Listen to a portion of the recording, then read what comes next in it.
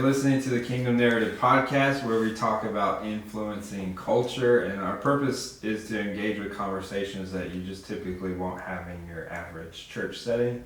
And we believe this is a significant time for us to rethink as Christians how we engage with culture. So we're your hosts. My name is David Gamboa, and I'm here with Samuel Bancroft-Holson. And today we're doing a podcast that we actually filmed a couple of months ago. And this is actually the episode that really sort of gave us the motivation or the initiative to start this podcast. It was the catalyst. The catalyst, yeah. So I got a phone call. It was Sammy. He was on the line. He was like, "Hey, we just gotta record this story of this thing that happened to me." Yeah. So basically, without further ado, we're going to just jump into it. This is an episode about microaggressions.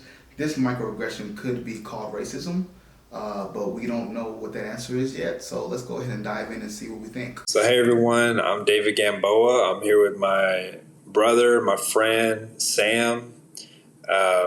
Just wanted to give you guys a little background about who we are and sort of why we're doing this video. My name's David Gamboa. I work for an anti-trafficking nonprofit in Houston. And Sam and I go to the same, we worship in the same house. We lead worship together. So Sam, why don't you tell us a little bit about who you are? Hello, I'm Samuel Holson. I'm called by Samuel, Sammy. I'm in the audiovisual realm of worship. So I work for my home church in Houston, which is Inspired Church Houston. And then I'm also a part of a work in the Heights area called Launch Houston, where me and David met each other and we do worship together. And David fights sex trafficking, and I help him fight that by helping his audio needs and partnering with the candles they sell. And we just do life together. This is really my brother, and we just love one another. Yeah. So maybe about 15 minutes before this call, you had texted me and you said, "Hey, we got to talk about something important." And after our conversation on the phone, we came to the conclusion that, hey, we need to do a video and we need to kind of let people know that this happened. Do you want to share just a little bit about sort of the topic that we're going to be talking about? So, with all the social unrest with COVID-19, and then on top of that, the global pandemic that is caused within the financial community, there's also a place within our world where we're seeing the Black Lives Matter movement come up, and a lot of people are having a hard time reconciling that it's still going on. And so the topic of conversation is today is just an example of a microaggression that can be called racism that I encountered this week, that I just want to be able to shed a perspective on. Yeah. And I think our perspective and your perspective, we're Christians. And so we really feel like this is our duty to be a voice in this and highlight that, hey, we should treat people equally, even though we have distinct differences for sure. But people should not be being treated the way that they are just because of the color of their skin. And that, unfortunately, that's a reality in America today. And this is just one example. And Sammy, why don't you just kind of share, what happened to you when you went to Best Buy? So we're in the middle at Inspire of a media upgrade. We're doing some upgrades to our audio, visual, and lighting systems, specifically cameras.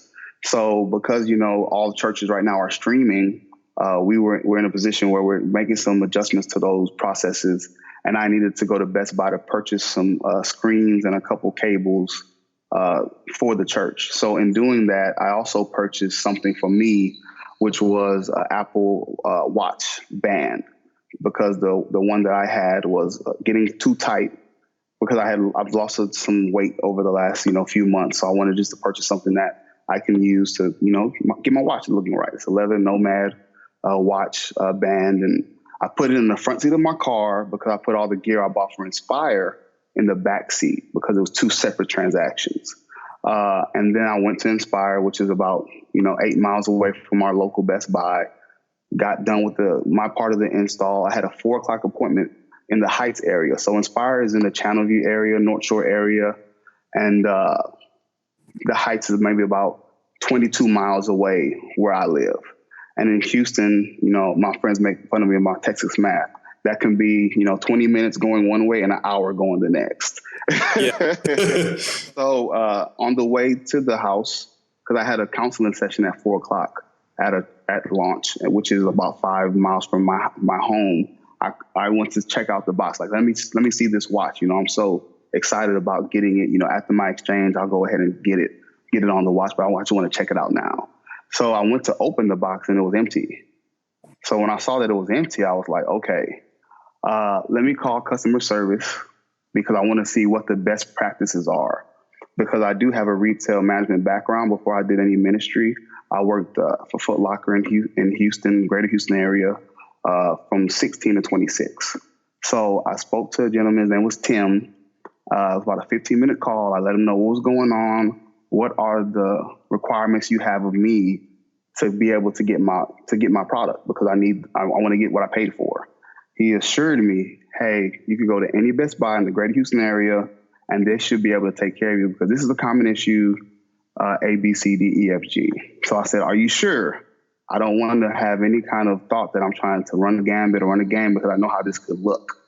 With that being said, he assured me that I was good. I was 5 minutes down the street, well, maybe 10 minutes down the street from the Bunker Hill location. Because I was like, okay, if I could do this, I'm going to go ahead and do it now. And I was on the phone with him until I got to the location to let him know that, hey, I'm going in to take care of this right now. Thank you for your help. I appreciate you.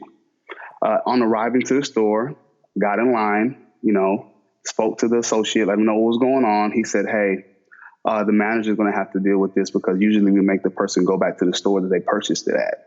And I said, well, I just got off the phone with customer service and they assured me that I would be able to take care of this in the right way, like right here without having to go back to the other side of town. So he said, I'm going to give my manager. I said, okay, I'll wait. No problem. The manager comes. His name is Greg.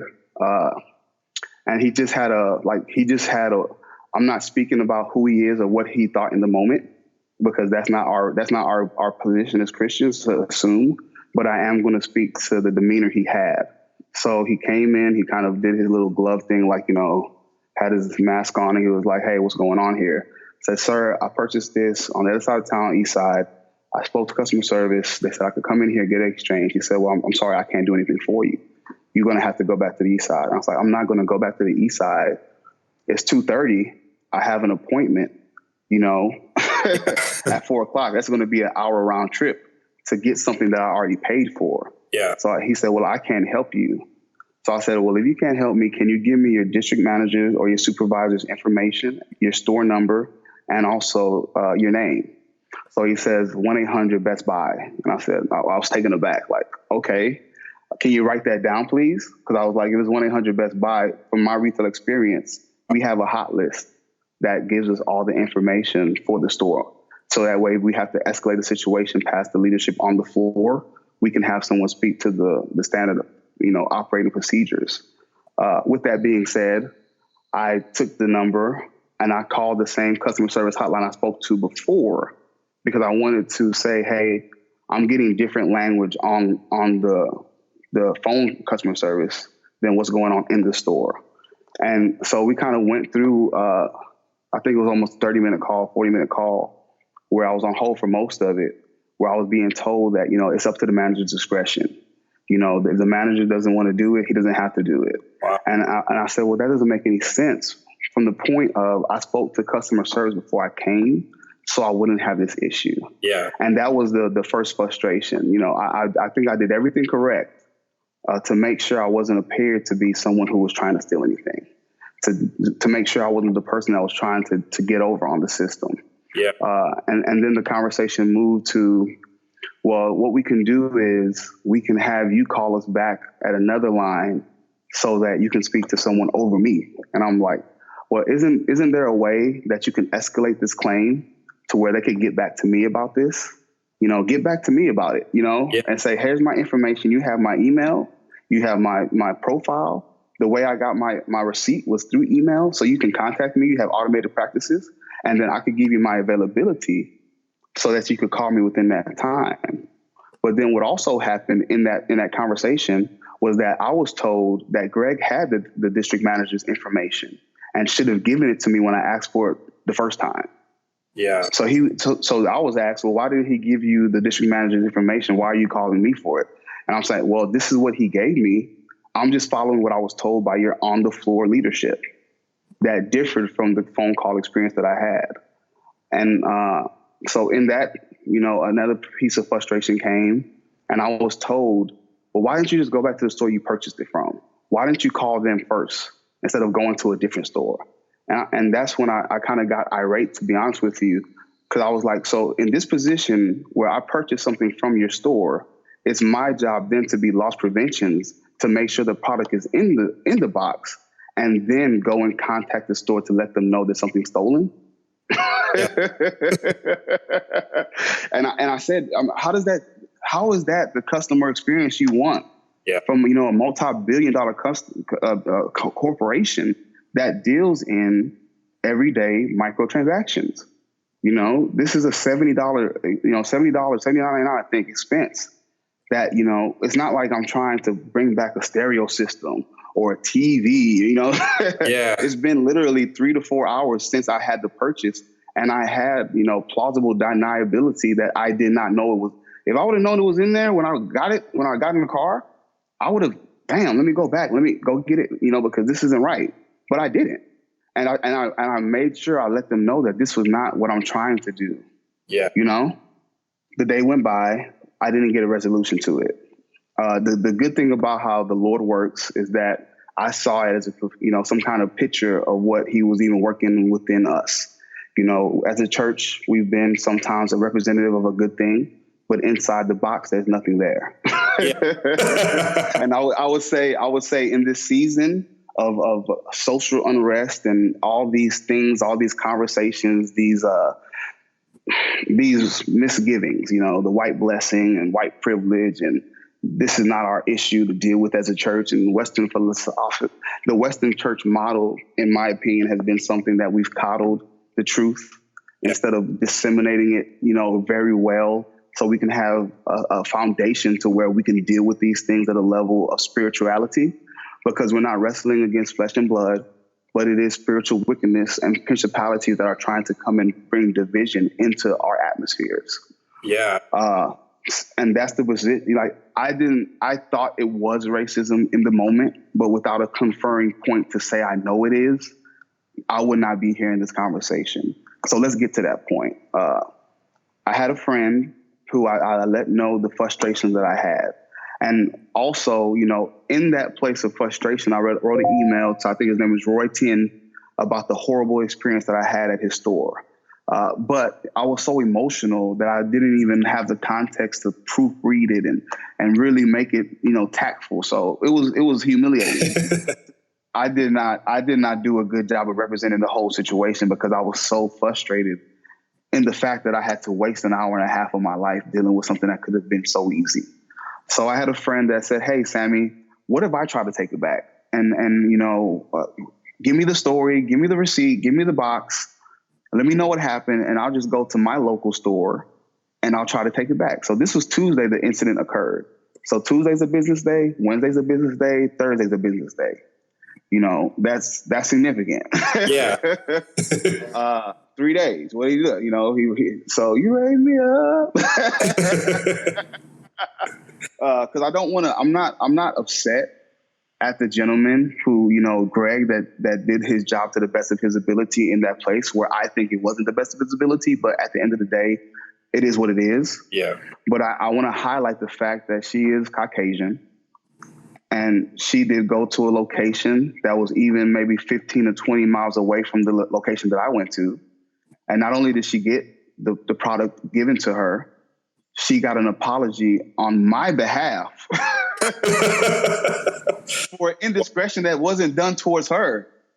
So how crazy is that she would tell the story that she heard from me in terms of the injustice that was perpetuated towards me, and say, let me try to take it back and see what happens. Not only do they take it back, give me the product, they apologize to her on my behalf, saying that whatever happened in the other store, should not have happened.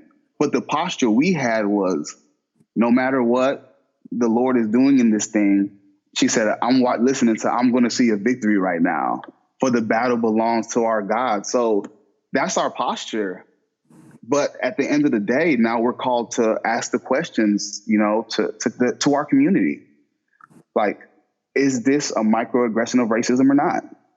So, was that a microaggression of racism? To be honest with you, I can't say it was. Factually, I can tell you what it felt like. I felt ostracized. I felt oppressed. I felt like less than, especially with my friend who felt that the Lord gave her a prompting to say, I'll take it back and see what happens, with her going to a store that was 20 minutes away from the store that I went to, that was 30 minutes away from the original store, and getting a 5-minute exchange apology on my behalf, for something that I went through. That was something for me that really had me reeling for about 48 hours. Yeah. Because I can see how easily someone with my skin tone can be judged, racism or not, and end up dead. Yeah. I mean, we're in a situation now, it's a couple of days away from what happened with Breonna Taylor. Yeah. The fact that the bullets that didn't hit her is what they got prosecuted for. And then also, I had a situation the same night that I got the band back. Went to Denny's with some friends, just processing, just trying to get my mind off of things. And there were some young kids, about 17, 18 years old. I think it was 3 of color, and then an Anglo-Saxon or Caucasian. And they were just using so much vulgar language. And I just said, hey guys, do you mind just kind of calming down on all the F words? And then, kids being kids, I'm going to say F words even more. And with that being said, it was something where they started saying, you don't know who the F I am, and I'll take you outside, and da-da-da-da-da, who this joker think he is. Yeah. And that's as easily as I could have a concealed license. And then we go outside, you swing once, I shoot 3 times, and then I'm justified in killing you. And it's so many things, unfortunately, that we don't understand can make someone else have the power for our lives. And I know this was just a situation in the Best Buy where this, that, and the other, and I didn't get what I should have gotten, my just due, and I had a Caucasian friend go and take care of it for me with no problem. But shouldn't we all have the same shared experiences in these corporate retail giants? Yeah. And then also, for me, because I have over 10 years of retail experience, I knew the playbook. I knew what to do to get what I needed, and I still was questioning my motives over a $70, $60 item. Like, come on, guys. And unfortunately, I still have to deal with this company every few weeks because we do business with them as a church, and the local location at my church is amazing. But unfortunately, through the grapevines, I've talked to some people in Best Buy, and they've told me that store is known for having bad customer service. So it could just be that Greg was being Greg. But it also could have been that Greg saw someone that he didn't feel like deserved the customer service that was, supposed to be given to him. Yeah. So I can't call him a racist because I don't know the intent of his heart. I can just judge the fruit of the actions. And it made me, it's been a few months now, made me have to make some choices of how I govern myself even more. Yeah. In a place where I know, being a 6'2", 270-pound Caribbean American identified as black, that there's some things that I have to do slowly. There's some verbiage that I have to use to make sure I sound more eloquent. There's some things that I need to do in certain settings to normalize situations for people who are smaller or of a different ethnicity than I am. And my prayer is that I learn how to govern myself to where we could understand that there's no differences in terms of the way that we look, but the way that we express where we come from. And then also that we get back to the humanity of this life. Because so many of us have chosen to be identified by things that don't really matter, in my opinion. And of course, the way that we express ourselves through heritage matters. The way that we have come up in our ancestry line matters. But as Christians, as kingdom citizens, the thing that matters the most is that we're seen by the blood of the Lamb, who gave us a perfect sacrifice so we had the access back into right union with God. And that's the superseding factor of how we operate. Unfortunately, the black church, white church, Hispanic church, Asian church has become more of a population because we have things in common versus humanity being displayed through the nature of Christ towards one another that can bring true unity. So, Greg, love you, buddy. Pray the best for you. And I'm not saying that just to be funny, but I have to be able to walk that out. Because I'm not going to be not going to my local Best Buy because of Greg. I'm going to have to go in spite of him so that the love of Christ can be displayed regardless. Yeah. Yeah, and you know, I have a buddy of mine who I follow him on Facebook, and he's been selling these T-shirts, and it's like a hashtag campaign, and it's ask the question, hashtag am I next? And for me as a white man, when I saw that, I was like, I was thinking, man, I don't ask that question, am I next? But for so many people of color, that is, unfortunately, that's a reality for them. Yeah, in America, that question, you know. Look at the shirt that I wear, you know, stop killing black people. Yeah. I hate that I have to wear that shirt. I wear that shirt mainly on Fridays and Saturdays. I'm in church services, I'm in church buildings, offending people, but having to offend them for the fact that you don't ever think about this. And if you do, it's not with the reality of, I can be stopped by someone who's having a bad day. I can make a wrong move, not knowing I'm making the wrong move, and not be here anymore. Yeah. Now, that's not my portion, right? Right. I'm not living out of that fear, but I cannot negate the reality of our situations as people of color. And unfortunately, a lot of people let that be their mentality. So then we buy into the fear and we operate from that place, which in my opinion makes it easier for that situation to become the outcome. Now that's something that could be, you know, insensitive to few or to a many. But as a man of God, I cannot let fear dictate how I operate. I cannot let the current situations of a world that I do not belong to dictate how I operate. Yeah. And with that being said, like, the Lord is in control of when I leave this planet, and it will not be done until His will is done in my life. Yeah. And there's no one, in my opinion, that's taking me off of this earth before He's ready for me to come home. Yeah.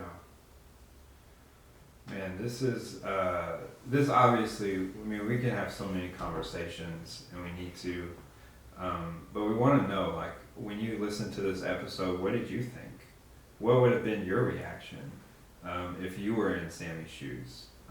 We want to know. So share, comment, shoot us a message. We want to hear from you. And if you're listening on YouTube, don't forget to like, subscribe. Share this with a friend. If you and a friend were talking about microaggressions or talking about racism, you know, send them this podcast. It could be a great way to just start a conversation that might be difficult to have or start. But we believe this is so important. We have to do this because this is, you know, it's caring for our brothers and sisters. As, you know, and I'm speaking for, you know, white people. We have to build empathy to get a better understanding of what the reality is to be a person of color in the United States or anywhere in the world, really. And so we'd love to hear from you. Yeah, and just to say, like, it's not empathy for empathy's sake. To get an understanding. It's to understand how to walk alongside people that you may not agree with, but it doesn't matter if you agree. Yeah. There's shared experiences that I have with people of color or African Americans because of how I've grown up, that we just understand things. And there's certain things that we don't understand from David's point of view, because David's Hispanic actually, but he could be identified as white because he looks like a white guy. Yeah. So it's a thing where even as a Caribbean male, Hispanic male, we're identified as the black man and the white guy, right? Yeah. And learning how to empathize with that in terms of the cultural differences of me, who I didn't grow up with the historical background of racism in my family, not from the Southern American plight. So there were stories that I didn't hear, right? Yeah. There were things I had to educate myself on as I grew older in life, because that wasn't something I saw the world through. Yeah. With that being said, there has been situations where, because of the color of my skin, I have been treated differently. But that cannot be the only reality I live through, because then it paints a prison for me to be entangled in that jail of I am next Yeah. versus am I next, you know? Yeah. So that's where I think we have to get to as a people, not just indigenous people or people of color, as humans, humanity. We need to get to a place where we can come across the aisles and love one another for who we are, and embrace our differences. That's black, that's white, that's yellow, that's brown, LGBTQ, non-binary, all of it. Yeah. Because we're not called to be the judge and executioner of anybody.